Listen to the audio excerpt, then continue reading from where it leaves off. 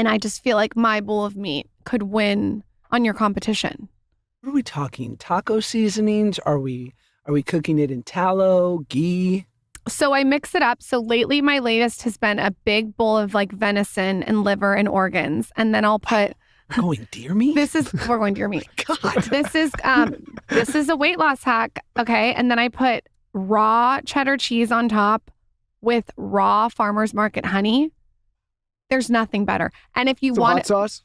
No. That's a different bowl. If you want to do an cheddar. In-N-Out bowl, you use the special sauce from Primal Kitchen. You chop up like some like lettuce, tomato, raw onion, perhaps. You could also do like a taco bowl of meat. Welcome to the show, Josh. This is it. I'm excited because you got like I'm on the periphery of that stuff. I can hear the raw dairy. We're gonna get along now. No, but you're open to it because listen, we just had Whitney Cummings in here and I was grilling her because she's also in this Conover world. Hello, Dr. Craig Conover. Love you, Dr. Craig Conover. Yeah, you're shout out. Whenever I find anyone who's in the Dr. Craig Conover world, I'm like, oh, you're open. Like you know, because he will lead you down some paths. I'm down to clown. I'm ready to optimize. Let's do it. Let's You're hack in the Raw ourselves. Club? Yeah. No, I'm not in the Raw Club. Do you do raw milk? Yeah. So scared. Why? Pasteurizing good. Raw milk doesn't hurt your stomach.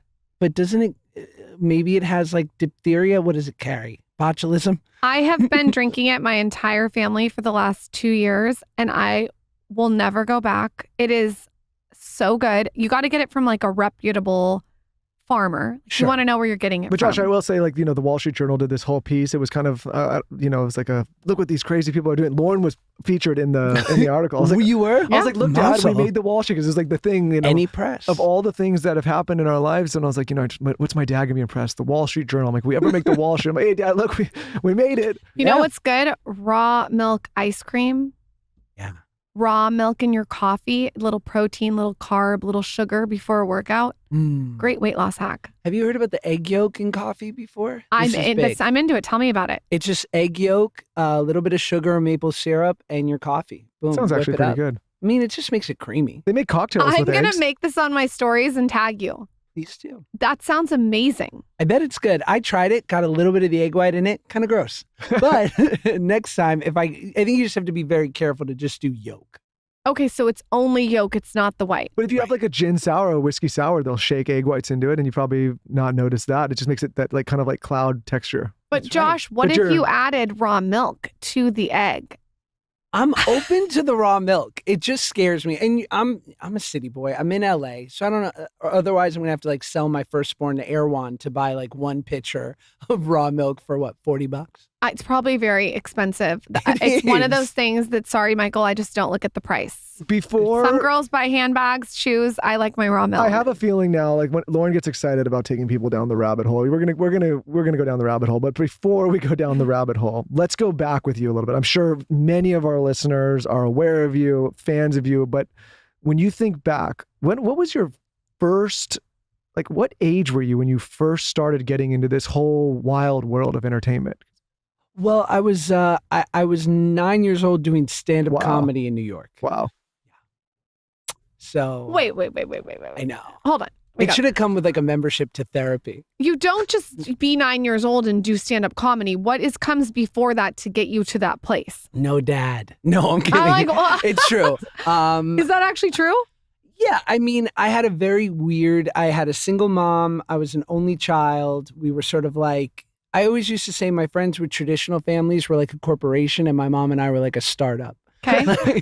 That's cute. I Yeah. like that. And so it's no surprise to me that my trajectory has been sort of odd and weird and different than most. But I was a funny kid. My mom was like an unrealized performer.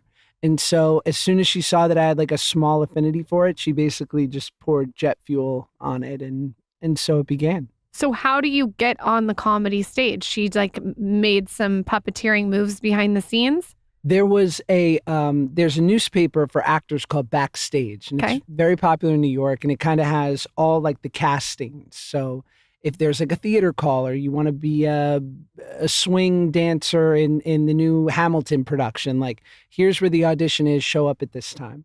So they'd also have agents and managers. So I'm reading it one day at 9 years old and I see Sid Gold at Gold Star Entertainment. I represent kid comedians.